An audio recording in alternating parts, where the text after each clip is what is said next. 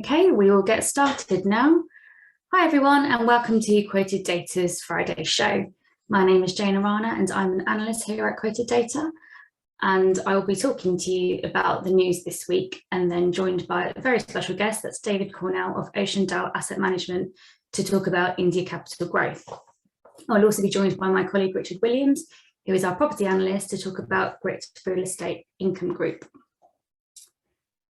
So this week's been a bit quiet in terms of sort of different kinds of news, but we've had a lot of interim results and annual results, as I'm sure you're all aware. So I'll be talking about three that we've pulled out this week that have done particularly well. That's Montanaro UK smaller companies, Cordiant Digital Infrastructure, and JLEN Environmental Assets. And then you'll be joined by Rich, who'll be talking about Grit Real Estate Income Group. So first of all, we have Montanaro UK smaller companies. As it says, the name says on the tin, it's part of the UK smaller companies sector. It's trading on a 0.98% discount, and it has a good solid yield of 3.37%. So over the period under review, which looks at the 6 months to 30th of September 2021, the NAV increased by 18.2% in sterling terms, that's with dividends reinvested, and the share price increased by 15.3%. Now this outperformed its benchmark of 9, which returns 9.2%. As you can see from the chart, which looks over the past year, not just the past 6 months, the NAV has grown. We've seen a little dip, but it seems to be going back to its strong levels beforehand. As I mentioned, it's on a slight discount at the moment of 1%, but over the past year, it has been going to a slight premium as well, and it seems to be growing at the moment. So in the report, manager Charles Montanaro said that the period was bookended by 2 market rotations.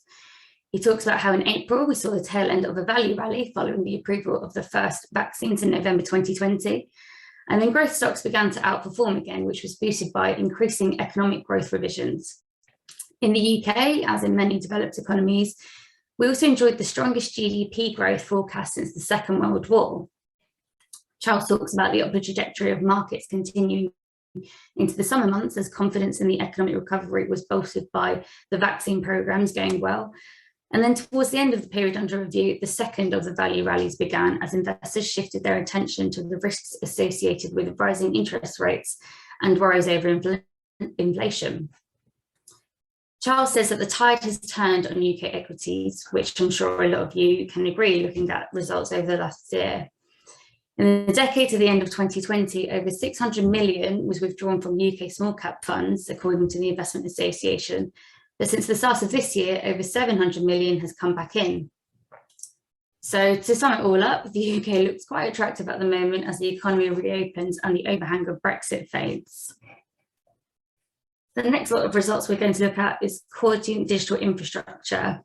So Cordiant, as many of you will be aware, only launched this year. It's part of the infrastructure sector and it's currently trading on a premium of 8.8%. It has a decent size yield of 3.02%. Since launch, total shareholder return was 9.5%, showing that it's been a good start for the trust. So just looking at the chart again, we can see that since its launch in February, it's done pretty well, and the premium, apart from very slight discounts at the start, has only gone stronger and has been as high as around more than 10%. So why has it done so well? The trust launched in February, as I already mentioned, and since then it has raised 595 million through the IPO and follow-on equity issuance. It's also in the process of negotiating fund-level credit facilities with a group of banks, which will enable it to draw on additional capital to pursue further opportunities. So the manager said that statistics from McKinsey Global Institute, a report from 2020, suggested that in terms of annual capital expenditure, digital infrastructure is the third largest infrastructure segment in the world. It is rightly so enthusiastic about its future, which also got a boost from changing work patterns as a result of the pandemic. Despite the economy reopening, the manager doesn't see patterns changing back the other way to any significant degree. And as this webinar proves, vehicles are still very much a preferable option as flexible working is becoming the norm. Cordiant digital infrastructure growth rates and the use of digital services should remain above those of the economy in general.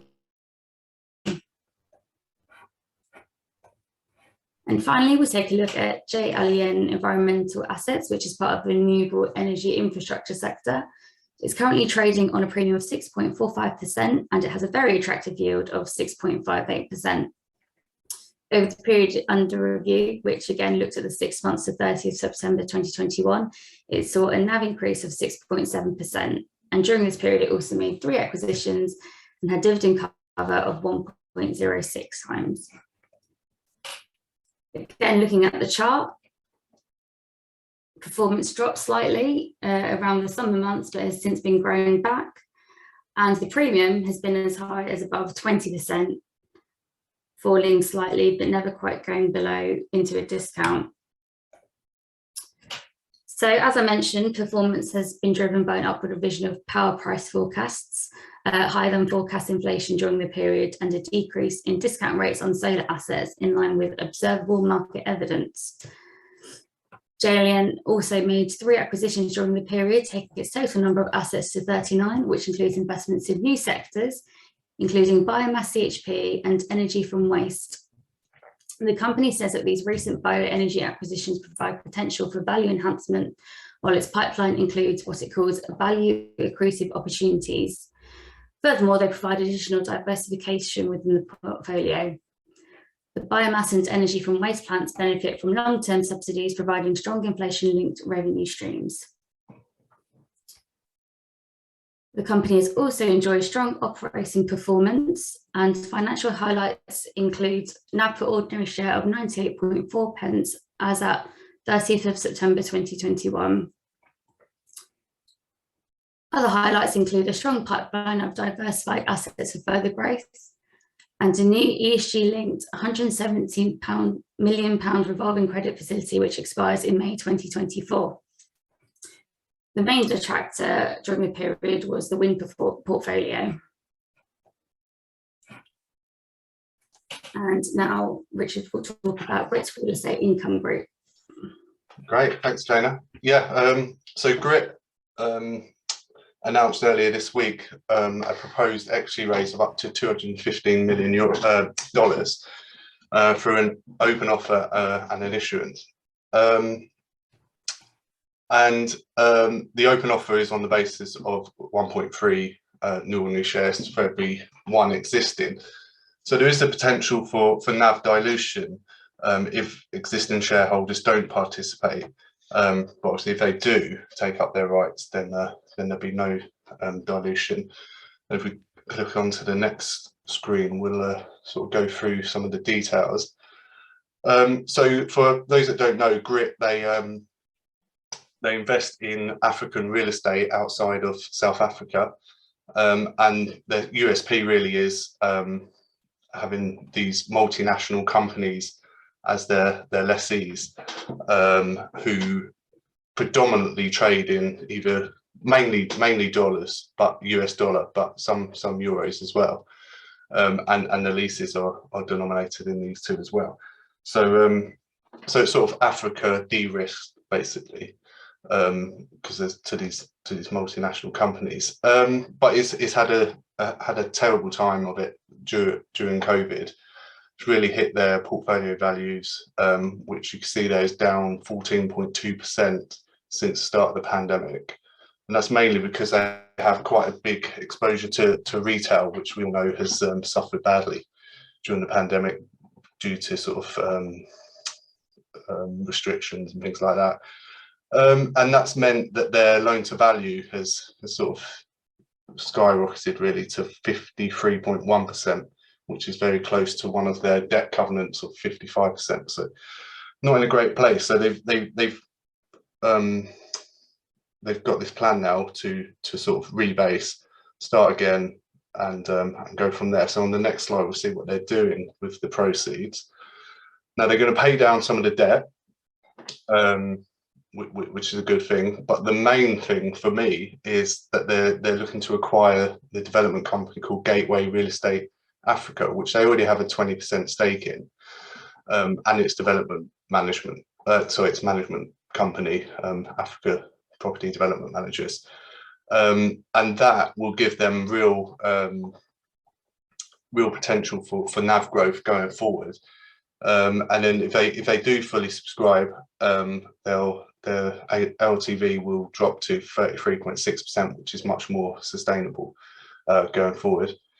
So, but more look into Gateway in the next section and its pipeline and why this is quite exciting for Grit. If you could flip the next page, Jayna.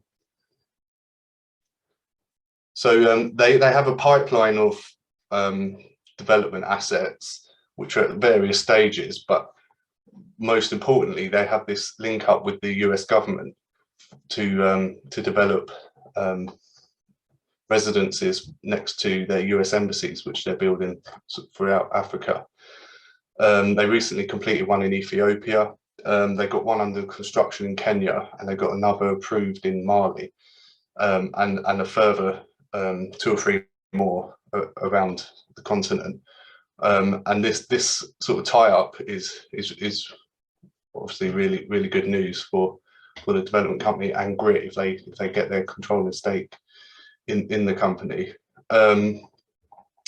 They also got a pipeline of data centers and industrial assets as well, which are all both sort of prominent asset classes to hold at the moment as well.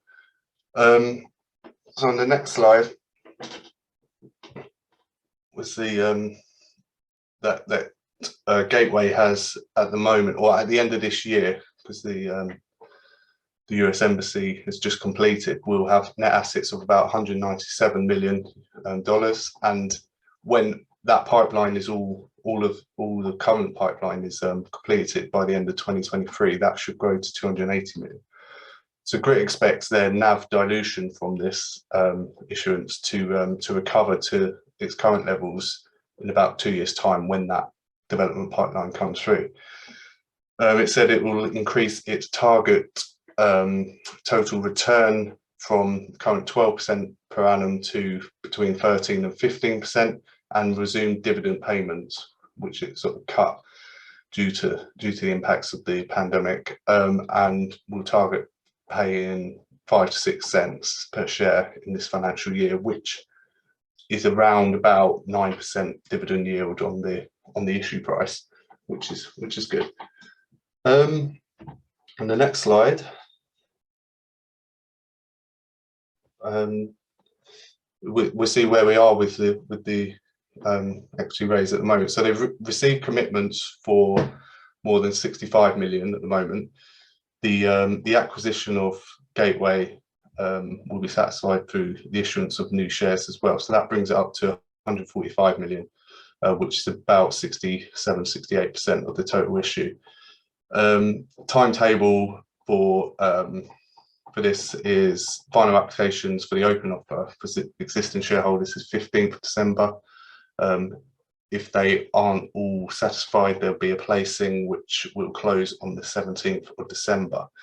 And like I said at the start, really, it's a decent company with a lot of growth potential. It just needs to sort out its LTV, which this will do, and obviously it's bringing in more growth potential through the sort of de-risked developments, where it can sort of start a new base and build on. So it's quite exciting. We're really looking forward to seeing how it does.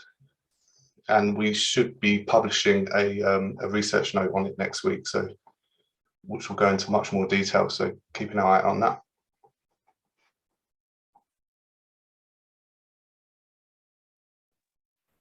Brilliant. Thank you very much, Richard. And now I will introduce to you our special guest. It's David Cornell of India Capital Growth.